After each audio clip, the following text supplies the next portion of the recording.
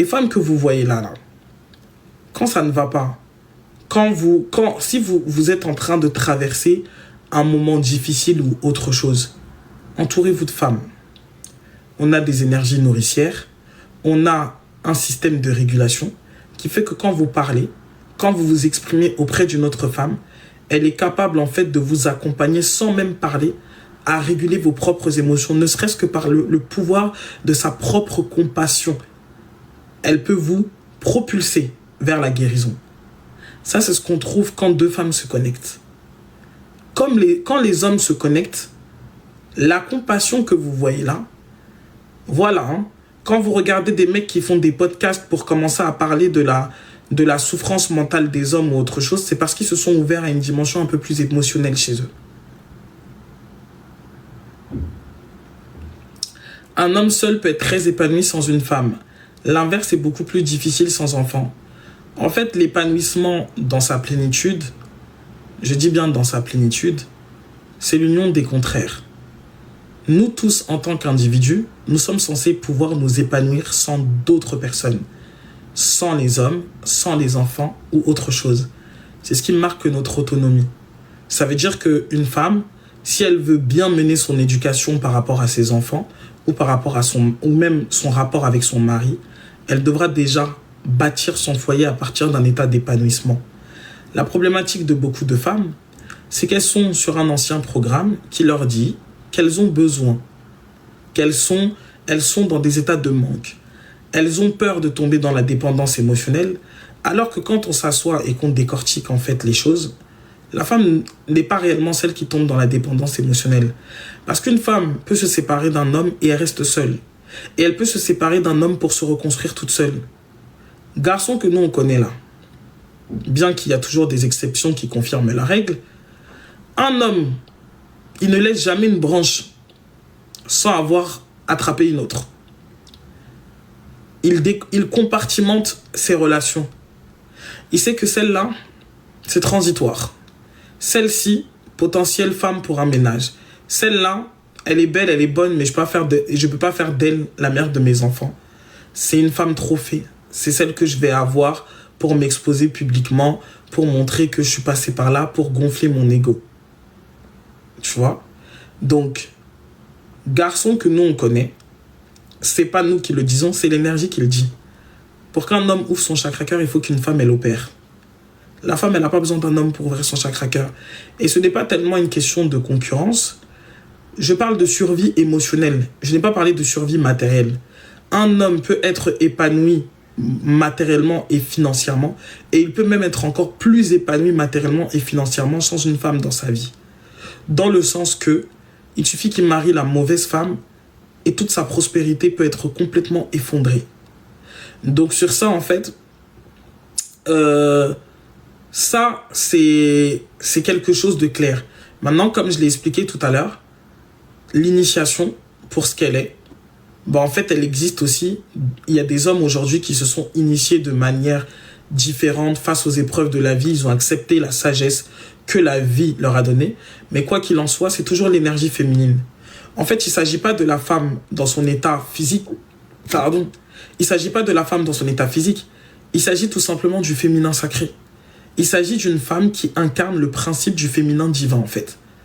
Donc, quand, par exemple, moi, je pars du principe où je me dis aujourd'hui que j'ai le syndrome du personnage principal et je dis que, en tout cas, il serait difficile de ne pas aimer une personne comme moi, ce n'est pas quelque chose sur lequel je ne me base pas, en fait, sur la dimension sociale que j'ai, en gros, princesse Chassis, mais je me base sur l'assurance que j'ai qui repose, en fait, tout simplement sur mon pouvoir spirituel, sur mon pouvoir énergétique, sur mon utérus, en fait. Je sais exactement où je vibre en termes de fréquence et je sais exactement ce que je suis capable d'attirer, ce que je suis capable de faire, ne serait-ce que par ma seule présence. C'est-à-dire que je n'ai pas besoin d'agir. Ma seule présence, en fait, dans la vie d'une personne opère ce type de transformation. Quand tu es assise à ce niveau-là, tu comprends en fait que c'est pas quelque chose qui est lié, merci Icy House, c'est vraiment ça. Ta puissance, ton assurance, ta sécurité, elle ne repose pas en fait sur des valeurs qui sont égocentrées. ça veut dire qu'elle ne repose pas sur le fait que tu te dises, ouais, je suis la plus bonne, je suis la plus belle, je suis la plus intelligente, je suis la plus sage, je suis la plus fine, je suis la plus grosse. Ça n'a rien à voir avec ça.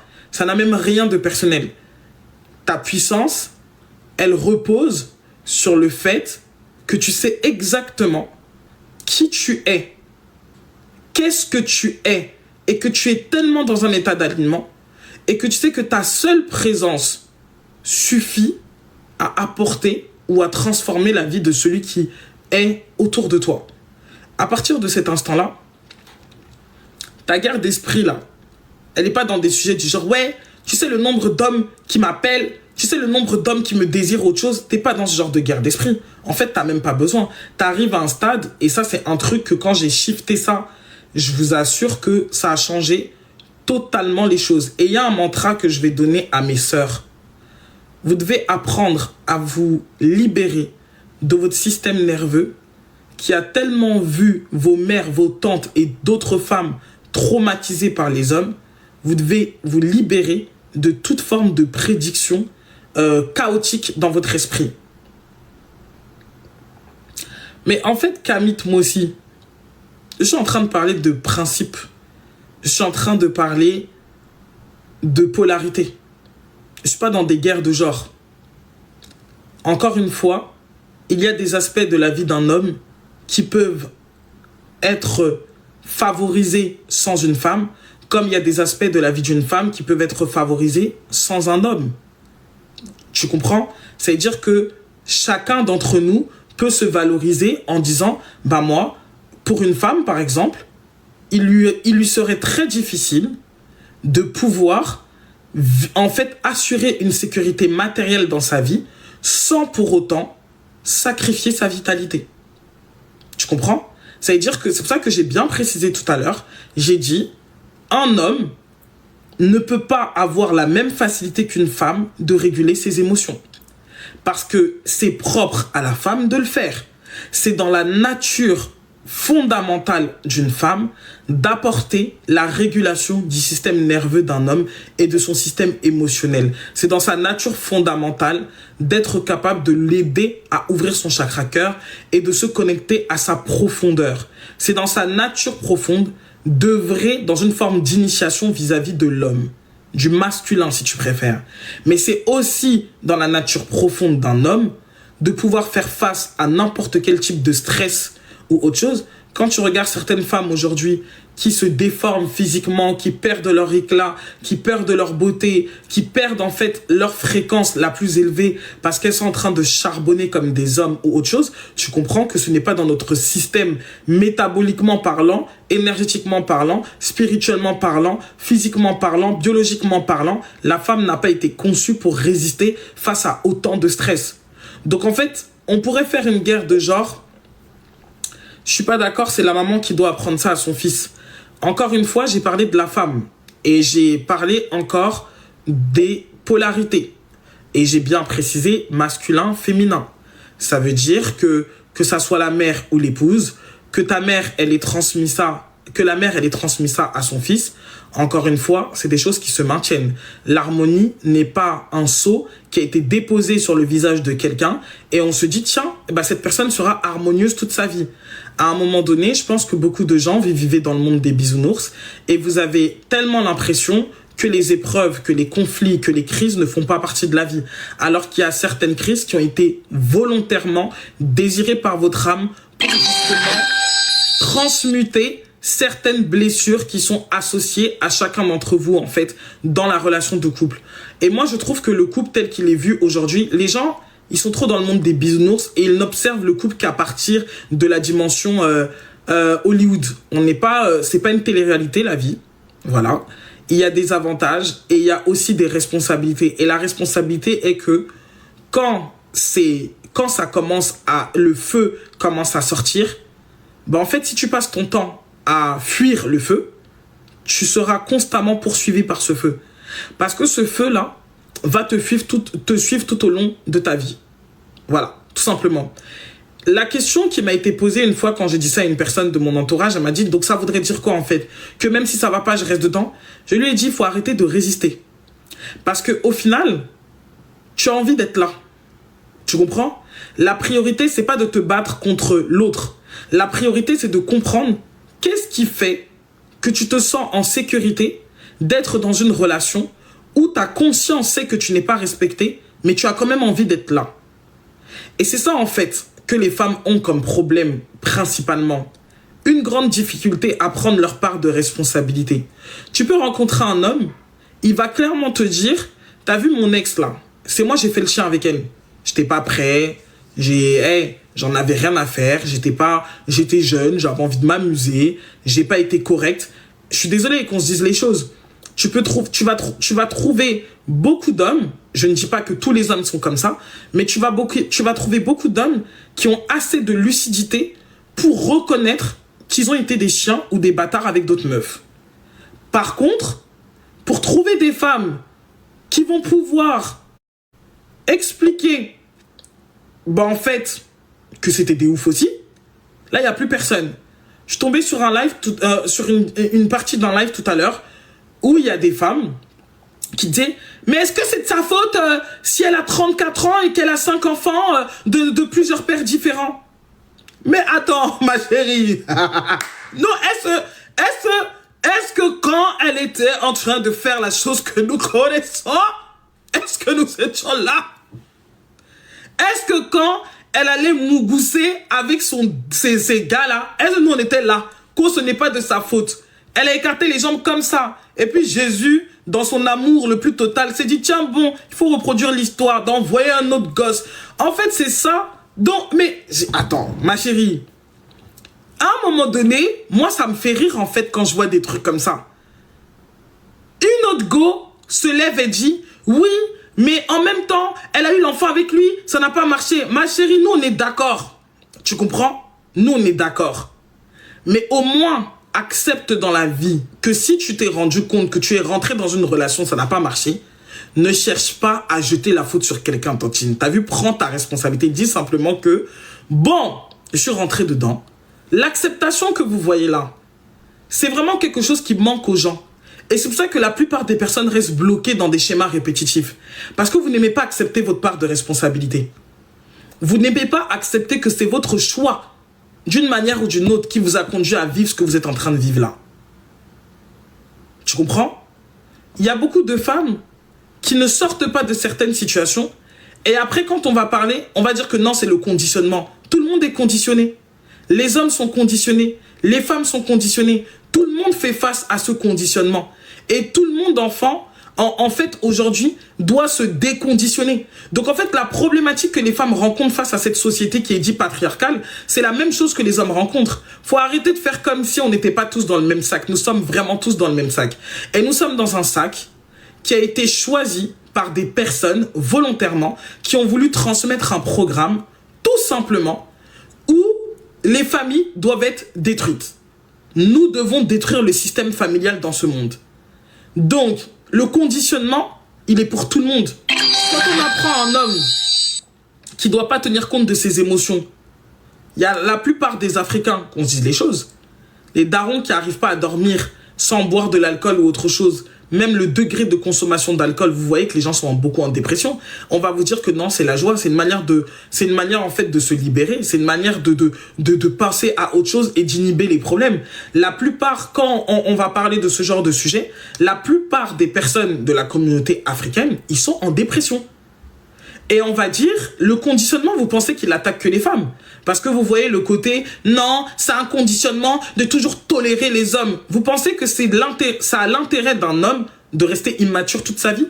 Vous pensez que c'est intéressant pour un homme d'avoir 11 enfants éparpillés partout comme ça, de ne pas savoir, finalement, il sait même pas l'anniversaire de ses enfants ou autre chose. Vous voyez le conditionnement, tout le monde est confronté à ça. Et c'est pour ça que vous devez, si vous avez trouvé quelqu'un avec qui vous vous entendez bien, vous devez comprendre en fait que votre ennemi, ce n'est pas l'autre. Votre ennemi, c'est le conditionnement qui fait qu'à partir de cet état de conditionnement, vous commencez à jouer des schémas, à jouer des répétitions qui ne vous servent à rien. Vous devez aller plus loin et vous devez dépasser et surpasser ça en fait. Parce que sinon, vous savez ce qu'on est en train de vivre? La fin des familles. On est en train de vivre la fin des familles. Le déclin de la société, c'est la fin de la famille. Pourquoi? Parce que s'il n'y a pas de famille, c'est la société elle-même qui va diriger le monde. C'est la société elle-même qui va éduquer vos enfants. C'est la société elle-même qui va définir les choses. Tout à l'heure, j'étais en séance avec des clientes à moi. J'étais en train de leur donner une formation et je leur ai dit, finalement, quand vous regardez lequel d'entre nous, quand nous étions en train de grandir, lequel de nos parents a lu le programme de l'éducation nationale et a fait le choix conscient de nous inscrire à l'école de la République parce qu'il estime que c'est vraiment l'éducation que nous devons recevoir. La plupart des choses que nous avons appris, la plupart des choses que nous sommes en train de faire aujourd'hui est bien évidemment quelque chose, c'est le conditionnement. Donc les hommes comme les femmes, nous sommes tous dedans. Oui, justement, Elodie, c'est voulu la destruction de la famille. Mais c'est important de s'en rendre compte. Parce que si tu ne t'en rends pas compte, tu ne vas pas surmonter les choses.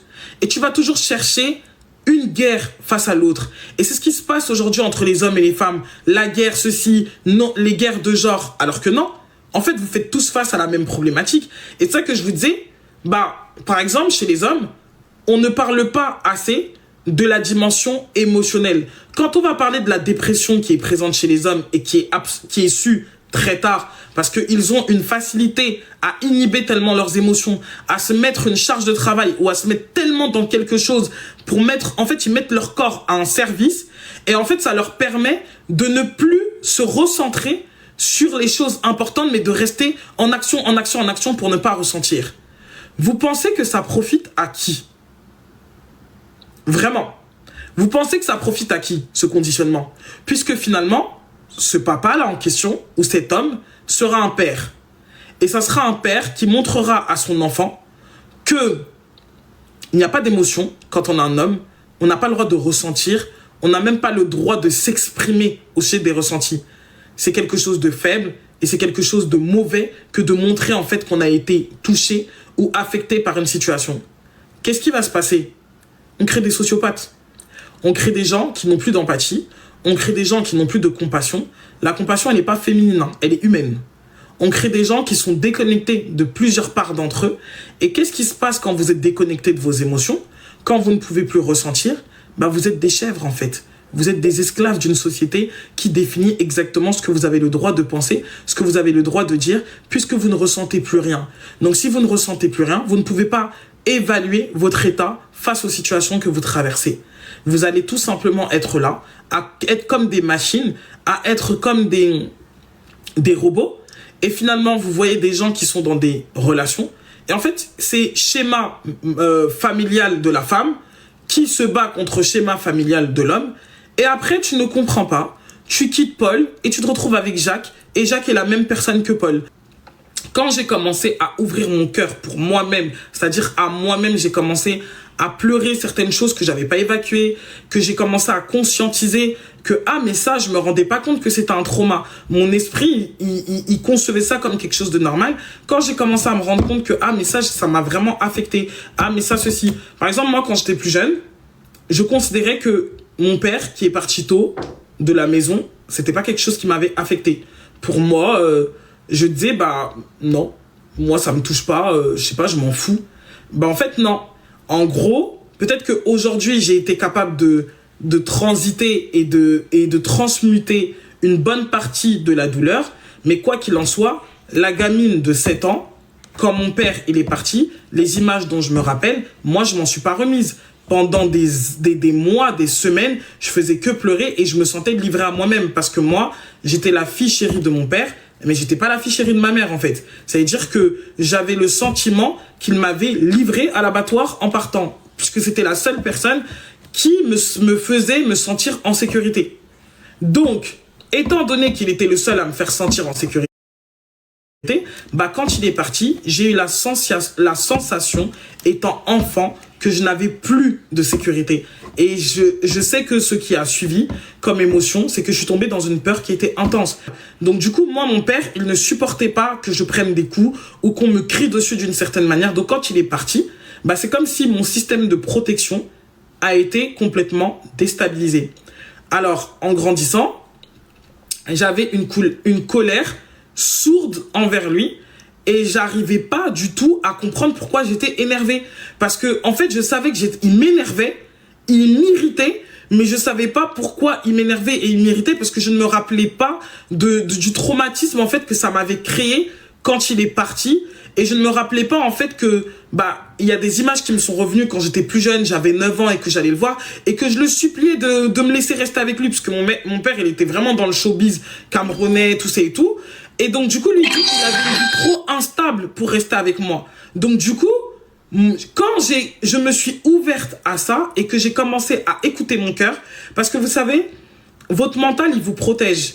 Votre mental il essaye de vous faire croire que tout va bien parce qu'il a peur de la manière dont vous pouvez être déstabilisé en vivant certaines émotions.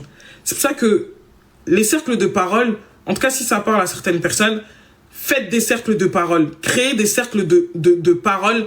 Pourquoi? Parce qu'il est plus facile de traverser un traumatisme en tenant la main de quelqu'un qu'en étant tout seul chez soi. Le système nerveux, votre mental, il peut bloquer parce qu'il ne veut tout simplement pas faire face à certaines choses. Moi, dans mon cas de figure, j'étais avec Charlotte. Un mercredi, je me suis assise et je me suis questionnée sur un mécanisme que j'avais. Pourquoi est-ce que quand ça se passe comme ça dans ma relation, ça m'énerve? Pourquoi en fait pourquoi ça me déclenche de cette manière? Et j'ai fini par me dire, en fait, je dois pas regarder ce que l'autre il fait et pourquoi l'action qu'il pose m'énerve. Je dois me demander pourquoi moi je réagis à ça. Qu'est-ce qui fait que malgré tout, ce truc-là, ce morceau, il s'arrête pas? Et donc, c'est là que j'ai commencé à m'observer et à m'analyser. Dès lors que vous vous posez la question, vous êtes en conscience, c'est-à-dire que vous prenez un cahier. Il y en a, ils ont pas... Moi, au stade où j'en suis, pour l'introspection, j'ai plus vraiment besoin d'écrire. J'arrive à introspecter comme ça, à m'écouter, à voir des images et à libérer. Mais quand vous vous posez une question vraiment sincère, je vous assure que votre corps vous répond. Vous allez avoir une image qui va apparaître, une sensation. Vous allez avoir un état qui va surgir à l'intérieur de vous et vous allez comprendre que ça, c'est votre réponse. Et quand je me suis posé certaines questions sur certains blocages que j'avais, notamment, c'était quoi? C'était la sensation de devoir toujours me protéger. En gros, dans ma relation, je me suis rendu compte que j'avais un orgueil de protection. Vous irez voir ce que c'est. Ça veut dire que je vais pas être la première à être dans l'orgueil. Je vais pas te dire, mais moi, tu sais qui je suis, nanani, nanana. Mais dès que tu vas faire un truc qui est perçu comme un danger de la part de mon esprit, je me ferme complètement. Mais quand je dis je me ferme complètement, ça veut dire que je me ferme à un tel niveau que je suis prête à te perdre complètement. Et ça, j'arrivais pas à le régler. Ça fait des années que je traîne ça. Même dans les relations amicales, je suis comme ça. Genre, je me rappelle un jour que la première personne avec qui j'ai pris le temps d'en parler un peu, c'est mon amie Douce et tout. Je lui avais dit, elle m'avait dit que j'étais radical. Et moi, je dis, en fait, moi, dès que quelqu'un fait quelque chose, j'anticipe déjà tout ce qui va se passer par la suite. C'est-à-dire que je ne permets même pas à la personne de se tromper, d'essayer même d'arriver là où je sais qu'elle est capable d'arriver. Et ensuite, le fait d'avoir discuté avec elle et d'avoir en gros observé sa manière de gérer ses amitiés et d'avoir observé une personne qui était détachée en fait, qui est centrée sur elle, je me suis dit, mais il y a un truc que j'arrive pas à faire et qu'il faut que je comprenne. Mais en gros, c'est quelque chose que je trimballe depuis des années. C'est-à-dire qu'il y a des gens, ils m'ont fait un truc et j'en ai fini avec eux. Ils en ont pas fait deux, ils ont fait un truc et j'ai coupé court. Et quand je coupe court comme ça, je te parle plus jamais, je t'efface, je t'oublie, je te bloque. En fait, on dirait, t'as déclaré une guerre. Alors que pas tant que ça. Et en fait, ça, ce mécanisme de surprotection là, il a commencé à devenir lourd.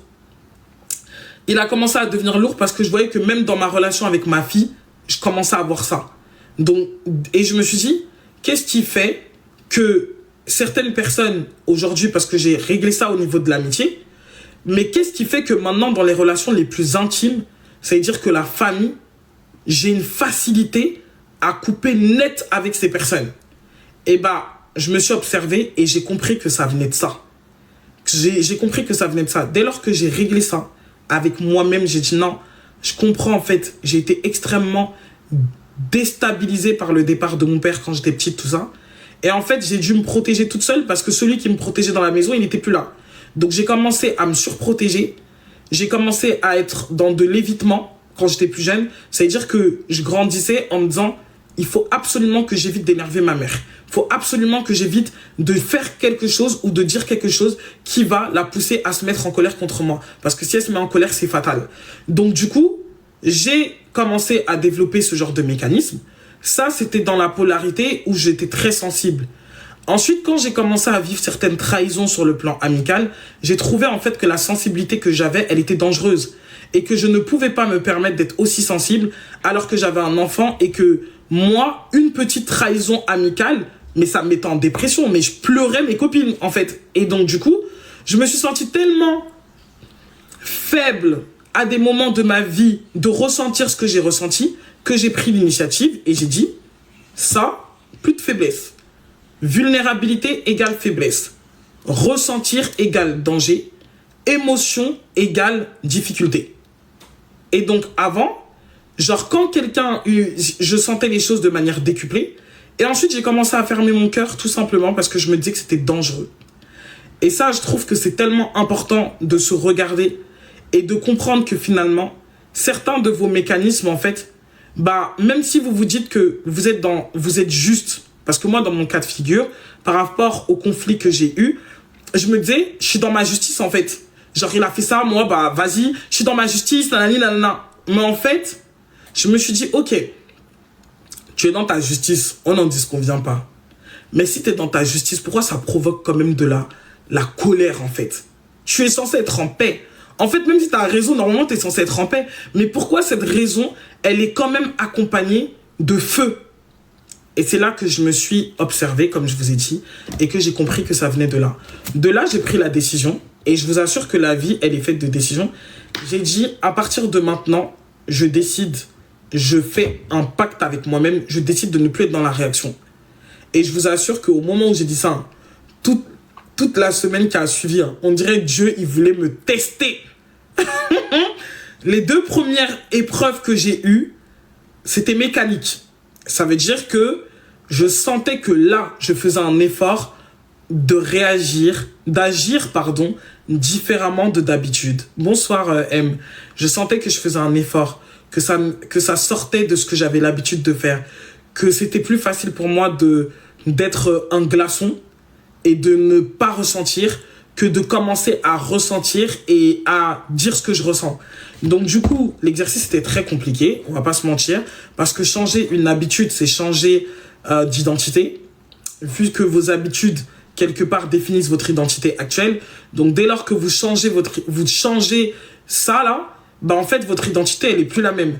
Donc du coup, je me suis retrouvé à être comme j'étais il y a quelques années, on va dire avant 2018, parce que c'est à partir de 2018 que j'ai commencé à me fermer complètement. Et du coup, j'ai recommencé à pleurer comme une madeleine. Et je me rappelle que quand j'étais plus jeune, j'étais comme ça. Je pleurnichais pour rien. En fait, je regardais même un film, on dirait que c'était moi. Pourtant, je sais que c'est un film, mais je regarde moi-même, ça me traverse, je pleure avec la personne. Et après, j'ai arrêté d'être comme ça. Je me suis fermé.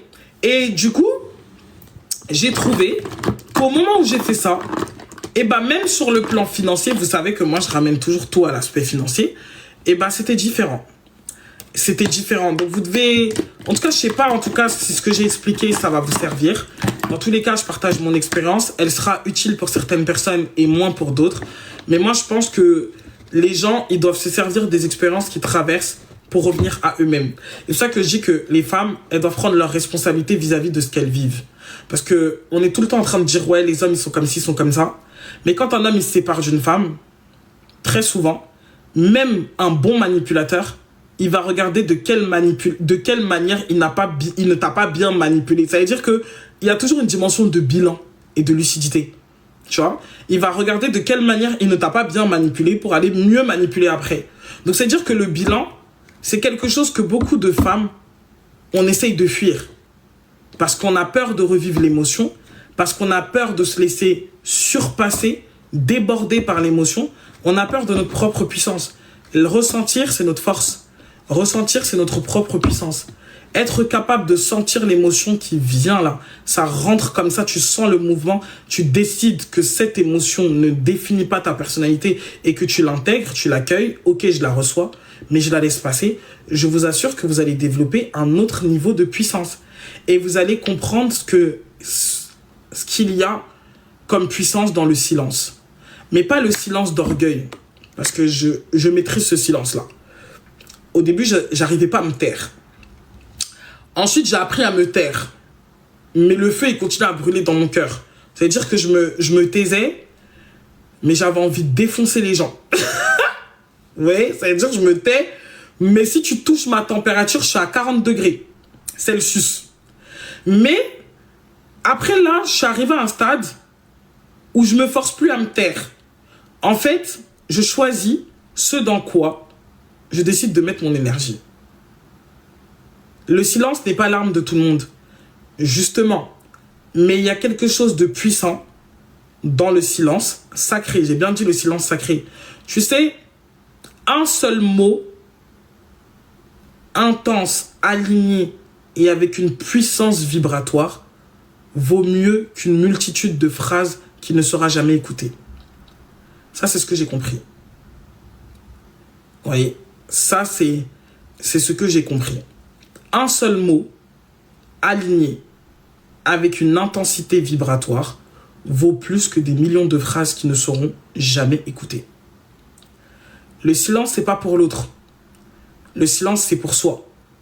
C'est pour intérioriser, transmuter l'énergie, comprendre ce qui s'est passé, comprendre la chimie de votre âme, de votre esprit, de votre cœur, revenir à vous-même et à partir d'un état de souveraineté, agir. Quand tu laisses finalement l'émotion de l'autre définir comment tu dois réagir, tu es esclave. Quand tu laisses les actions de l'autre définir comment tu vas réagir, tu es esclave. Et moi, à un moment donné, je me suis dit, je suis fatigué d'être esclave des actions des autres. Je suis fatigué de savoir que le silence crée une explosion à l'intérieur de moi. Mais moi, il y a plusieurs niveaux du silence. C'est pour ça que j'ai parlé de silence sacré. Moi, je ne vous ai pas demandé de vous forcer à faire le silence. Et je ne suis pas en train de dire ça. Je suis en train de dire qu'à un moment donné, vous allez accéder à un niveau, puisque nous sommes des êtres qui évoluent. Et bien, à un moment de votre transformation intérieure, vous allez accéder à un niveau où vous n'aurez plus besoin de justifier quoi que ce soit. Et vous n'aurez plus besoin d'avoir raison. Et vous n'aurez plus besoin d'être dans un combat avec les autres. Pourquoi? Parce que vous ne serez plus en lutte avec vous-même. Il n'y aura plus de vide à l'intérieur de vous à remplir et il n'y aura plus d'injustice à l'intérieur de vous non réglée. C'est les injustices que vous avez à l'intérieur de vous qui s'activent face à n'importe quelle injustice que vous rencontrez dans votre quotidien. Mais parler sans être compris aussi, c'est difficile. Justement, je ne suis pas en train de vous demander de faire un effort. Est-ce que vous pouvez, s'il vous plaît, prêter attention avec profondeur à ce que je suis en train de vous expliquer? Je vous parle d'un état de conscience à atteindre et à accéder. Ça veut dire que ce n'est pas quelque chose qui se fait en un jour. Et ce n'est pas quelque chose qui se fait sans pour autant avoir compris qui on est. Et encore une fois, ce n'est pas quelque chose qui se fait sans pour autant avoir accédé à un haut niveau d'alchimie émotionnelle. C'est-à-dire qu'il faut déjà comprendre ses propres émotions pour arriver à ce niveau-là. Le fait de sortir de la réaction, c'est pas simplement dans les relations, c'est dans tout. Les choses ne devraient même pas te déclencher. Même une opportunité ne doit pas te déclencher. Là, aujourd'hui, tu m'appelles, tu me dis, ouais, vas-y, j'ai un projet. Bon, après, l'argent n'a jamais été quelque chose qui me dirigeait réellement. Mais quoi qu'il en soit, s'il y a de l'euphorie, ou il y a une émotion qui est trop forte, et que c'est par l'émotion que tu agis, eh ben, tu sauras que si c'est par l'émotion que tu agis, tout ce que tu vas faire ne va jamais s'imprégner dans la durée. Parce que l'émotion a un temps. Si c'est l'émotion de joie qui fait que tu poses une action, et ben quand la joie va s'arrêter, tu n'auras plus envie de faire la chose que tu es en train de faire. Alors les décisions que vous devez prendre doivent venir d'un état de silence. Et c'est ce que j'appelle le silence sacré. Ça veut dire que vous arrivez à un stade de conscience de vous-même, un stade de présence de vous-même, un stade de compréhension de vous-même, où vous vous observez, vous vous entendez, vous vous respectez, vous vous honorez et vous vous traitez. Avant de vouloir traiter l'autre, commencez par vous traiter. Un truc, hier, qui s'est passé. J'étais en voiture avec mon mec. Habituellement, lui, il a un rapport avec les émotions. Ça se voit qu'il n'est pas à l'aise avec l'émotion. Donc, dès que je veux dire un truc ou que je vais exprimer une émotion, il dit non. Il essaye de couper le flux émotionnel. Et il essaye de comprendre tout de manière mentale. Sauf qu'il y a des choses qui ne se comprennent pas de manière mentale. Tu dois le comprendre avec ton cœur.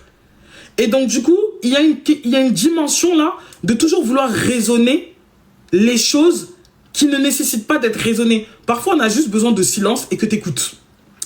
Donc, du coup, hier, j'étais en train de lui faire part d'une situation que je n'ai pas appréciée.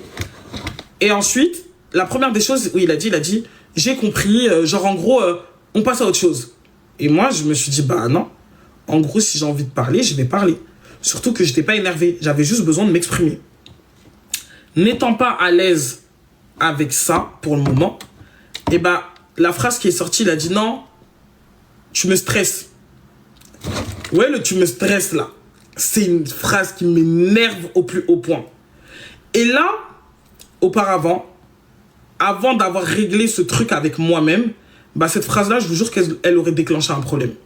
Ça m'aurait tellement énervé, même si j'allais pas parler, mon corps, il allait devenir tout brûlant. J'allais vraiment être en colère. Parce que j'allais me dire, mais en fait, tu me muselles pas, en fait. Tu me dis pas, c'est pas toi qui me dis quand je dois parler, c'est pas toi qui me dis quand je dois pas parler ou autre chose. J'allais vraiment le penser, et s'il aurait insisté, j'allais lui dire en pleine face. Maintenant, ce que j'ai fait, ce que j'ai eu la capacité de faire et ce dont j'étais fier, c'est que je me suis dit, déjà, j'ai senti ma réaction d'origine. Tu vois, les habitudes. J'ai senti l'habitude de vouloir répondre directement. Je l'ai observé, je l'ai écouté. Et je lui ai dit, t'es pas obligé de me dire que je te stresse, hein. Parce que ça veut dire quoi? Que ce que je te dis, ça te saoule. Il dit non, c'est pas ça, c'est juste que je sais que ça va nous créer une embrouille. J'ai dit non. Tu sais, on peut juste s'exprimer. Je peux te dire ce qui ne me plaît pas sans que ça soit perçu comme une embrouille. C'est-à-dire que, oui, il y a ascendant taureau. J'ai dit ce que je te dis. En gros, si je te dis que j'ai pas été contente d'une chose, ce n'est pas une agression. Et quand tu me dis que tu me stresses, moi, ça me frustre. Parce qu'en fait, là, ce que tu dis, là, c'est genre, ce que je dis, c'est pas important.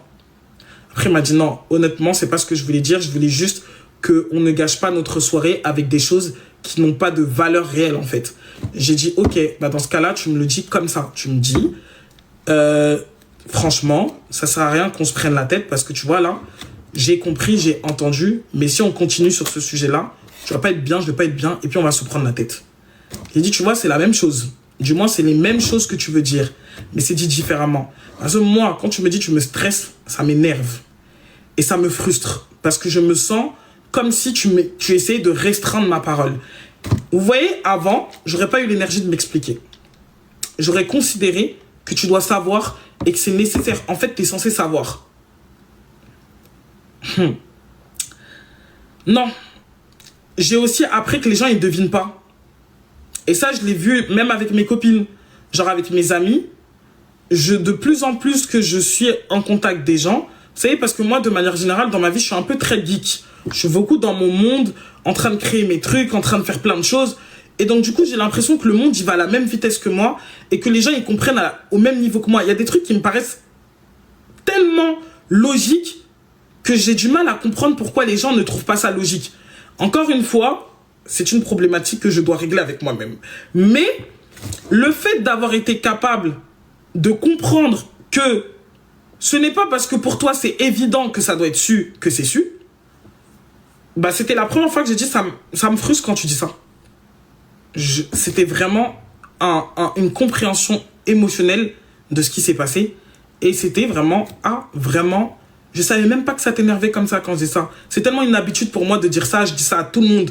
Vraiment, je te demande pardon. Je vais faire attention à ne plus te sortir ça n'importe comment dans nos conversations. Vous savez, je me suis dit quoi? Putain, c'était aussi simple. J'aurais pu m'expliquer comme ça depuis plus d'un an. Parce que cette phrase-là, ça fait des années que ça m'énerve. En fait, ça fait péter les plombs. Dès qu'il dit ça, ça m'énerve. Et ben, vous voyez, juste le fait que j'ai dit ça, c'est descendu. T'es naturel, c'est simple. Mais c'est les relations miroirs. Mais non, Dieu m'en épargne. Non, non, non, non, non, non. En fait, j'ai moi face à moi. Et ce qui est marrant, c'est Charlotte.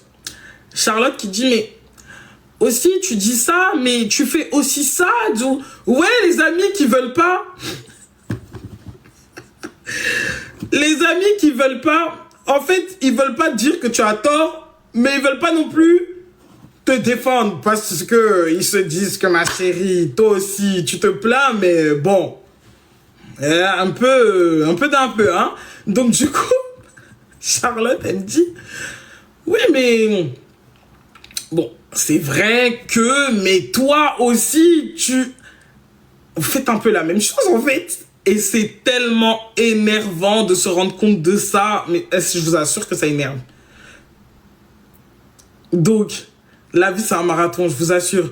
Donc, en gros, je vous ai dit que la maîtrise, franchement, j'en avais marre de traiter ce problème d'impulsivité tout le temps, de revenir dessus. En fait, je trouve que je l'ai beaucoup traité, mais il y avait une part là qui ne voulait pas sortir. Et là où je l'avais traité, la dernière étape, comme je vous ai dit, c'est arrivé à un stade où j'avais une maîtrise de non-expression. En gros, je sens, ça m'exaspère, mais vas-y, je reste calme et je laisse passer. Et ça tue à petit feu. Mais là, maintenant, je trouve que c'est bien. Je suis en train d'expérimenter un nouveau niveau de conscience où je suis en mode... Je sais pas comment vous expliquer ça. C'est trop bien.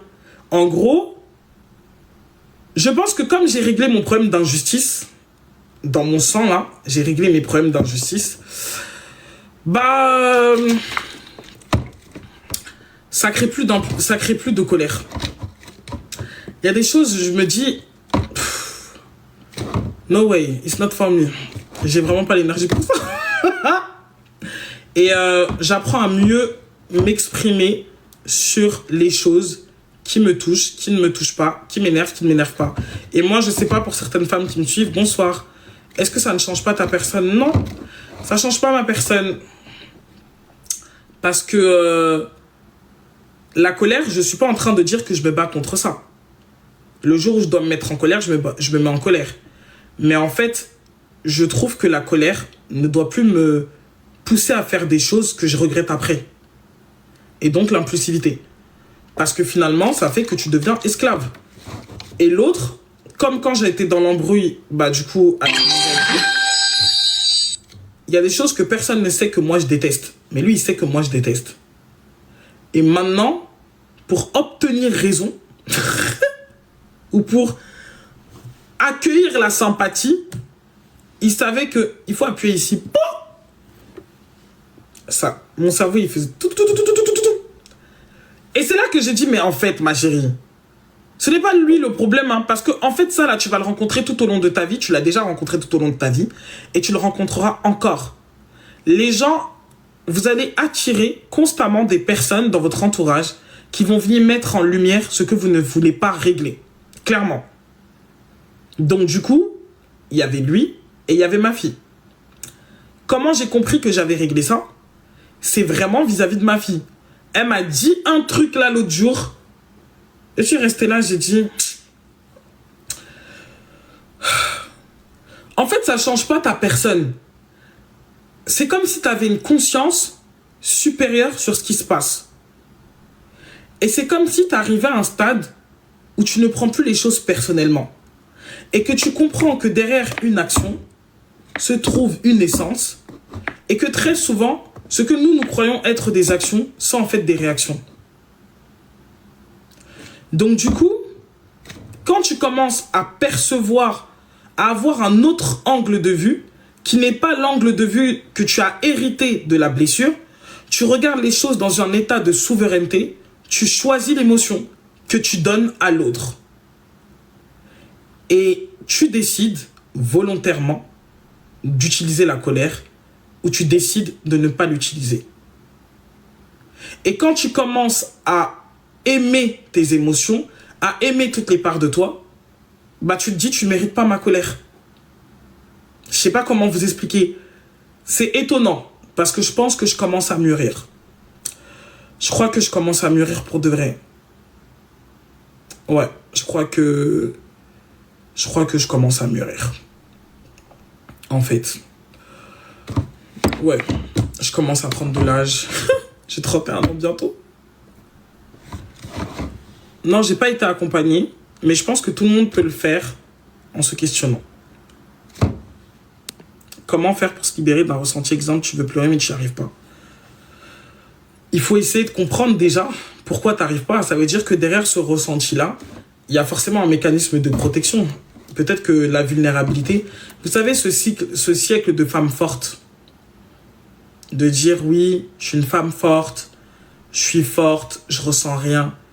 C'est vraiment le fucking bullshit de cette société. Le pouvoir d'une femme... Bonsoir madame, j'ai remarqué que vous êtes très dur avec les hommes responsables. Pourquoi? Que moi je suis dur avec les hommes responsables? Je comprends pas ta question, Mouhamadou, s'il te plaît. Est-ce que tu peux m'expliquer ce que tu veux dire? Donc du coup, moi je trouve simplement que... ouais, en fait ce truc de femme forte, parfois tu fais même pas exprès parce que tu as vu ta mère faire ça tout le temps. Encore une fois, système nerveux. Mais quelquefois, ton ancien toi veut souvent revenir. Mais tu te maîtrises. Bah en fait, c'est pour ça qu'il faut être en présence. C'est pour ça qu'il faut être en présence. Et c'est là que le silence devient quelque chose d'important pour vous. Le silence, c'est pas pour l'autre, en fait. Le silence, vraiment, c'est la capacité de respirer 3 fois et de se dire... Qu'est-ce que je fais? Juste ça. Je vous assure que le fait de vous laisser compter jusqu'à 3. 1, 2, 3. Qu'est-ce que je fais? Je vous assure que vous allez sortir de la réaction à force. De la même manière que vous avez été habitué à être dans la réaction, de la même manière en pratiquant, c'est comme quand vous apprenez à marcher, vous allez apprendre à ne plus être dans la réaction. Je vous assure, vous allez être dans l'action. Même dans les décisions, il y en a qui répondent oui automatiquement et ne savent pas dire non. Laissez-vous un laps de temps, même pour des choses qui paraissent bêtes, laissez-vous un laps de temps de définir si c'est un vrai oui ou si c'est un vrai non. Moi, je l'ai fait avec ma fille récemment, où elle me demandait des choses qui paraissaient très neuneux. Et je lui disais, je te réponds à la fin de la journée. Alors qu'avant, j'aurais répondu au gré des émotions que je ressentirais. Vous êtes quelqu'un de vrai, mais vous avez une attitude pour les hommes que moi, je ne supporte pas. Après, je l'entends, je le conçois et je le comprends, mais en quoi ça me regarde? Parce que finalement, j'ai déjà un homme dans ma vie. Si lui, il la supporte, c'est ce qu'il y a de mieux. Je pense que c'est ce qu'on appelle la maîtrise de soi, ce silence-là. Ça s'apprend, ma chère. Quand c'est nos proches, c'est trop dur de prendre 30 secondes quand ils nous déclenchent. Je t'assure, c'est vraiment la chose la plus dure. Je trouve que dans toutes les choses que j'ai eu à traverser dans ma vie, il a été plus dur pour moi d'apprendre la maîtrise de mes émotions que de faire face à des vraies épreuves où j'ai dormi par-ci, par-là ou autre chose. La gestion émotionnelle,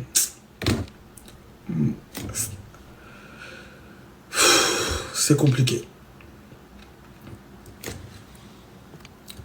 Mao, il faut aller sur le live du Warman, s'il te plaît. Ici, on n'est pas dans le live du Warman. Ouais, non, la maîtrise émotionnelle, c'est l'alchimie, finalement. Et c'est chaud. Mais on finit par y arriver. Pour soi-même, franchement, je me trouve beaucoup plus apaisé dans ma vie. C'est même pas pour les autres, c'est pour vous. Parce que tu atteins une forme de souveraineté. Et finalement, on disait aux femmes que la douceur, c'était quelque chose de petit, de rabaissant, d'humiliant. Il y a de la densité dans la douceur. Tu peux être quelqu'un de très douce et de très ferme. Tu peux être quelqu'un de très douce, comme on dit, douce vraiment. T'es aux petits soins, t'es une vraie fille du logis ou autre chose. Mais on veut trop faire croire que la douceur, c'est forcément quelque chose de faible. Vous voyez? On associe la douceur à quelque chose de faible, alors que douceur, dans son étymologie, n'a rien à voir en fait avec un état de force ou pas de force. Ça a à voir avec ce qui est bon pour soi. C'est lié en fait à ce qui est délicieux, Je sais plus c'était quoi le terme exact, vous pouvez rechercher l'étymologie et vous comprendrez en fait qu'on a détourné ce mot-là de sa fonction originelle. Finalement, c'est ce qui est bon pour soi. Et ce qui est bon pour nous n'est pas forcément quelque chose de faible ou c'est pas une forme de je m'efface pour montrer à l'autre que il est la chose la plus importante de ma vie. Non, en fait. Et je vous assure que il y a une autorité quand une femme elle est dans ça, je sais pas, il y a une autorité qui se dégage de vous. C'est trop, c'est trop. En fait, il faut le vivre pour le comprendre. Ça change tout. L'énergie autour de vous, la façon dont les choses tournent à votre avantage. Et franchement, comme je vous ai dit, commencez déjà par le mantra. Je m'attends à ce qu'il y a de meilleur pour ma vie. Et vous allez davantage vous écouter, davantage vous comprendre, davantage intégrer des valeurs nouvelles. Et surtout, vous allez commencer à permettre à votre esprit de vous voir dans de différents états plutôt que le chaos. Ok? Donc pour aujourd'hui, c'est une fin de transmission. Je trouve que j'ai transmis un bon message, un très très beau message d'ailleurs. Et écoutez, je vous souhaite de passer une très bonne semaine. Je vais prendre soin de moi. Et puis voilà. Donc passez une bonne semaine. Je sais pas si je vais faire un live cette semaine. T'es très inspiré, inspirante. Prends soin de toi. C'est une lutte à maîtriser avec la maîtrise et la sagesse. Merci. En tout cas, dormez bien, reposez-vous bien et surtout utilisez ce mantra. Et si je fais un live à la fin de la semaine, vous me direz comment le mantra il vous a aidé au cours de votre semaine. Comme je vous ai dit, je m'attends à ce qu'il y ait de meilleur. Si vous traversez une crise au travail ou avec une personne, bénissez le lien, bénissez la situation et vous allez voir qu'en fait, elle va complètement transmuter d'un coup. Vous allez voir en fait qu'il va avoir un déroulé totalement différent qui va ressortir de cette situation. Donc là, si tu as un conflit dans ta relation, je m'attends à ce qu'il y ait de meilleur, je m'attends à la paix, je m'attends à l'amour, je m'attends au calme, je m'attends à la sérénité, je m'attends à être respecté, je m'attends à être honoré. C'est vous qui savez ce dont vous avez besoin. Au travail, tu adaptes. Dans tes finances, tu adaptes. Dans tes projets, tu adaptes. Et en fait, c'est vraiment cet état de pleine conscience et de gratitude, mais dans la présence. Pas une gratitude de mendiant, en fait, pour attirer des choses, mais vraiment comprendre que c'est par votre fréquence que vous attirez une fréquence qui vient correspondre. Si tout en vous est saturé de bonté, de lumière, de grâce, de faveur, en fait, tout autour de vous ne peut que prendre cette forme. C'est la loi du mentalisme, comme on dit, ok? Donc voilà, prenez soin de vous et on se dit certainement à la fin de semaine. Bisous, à bientôt.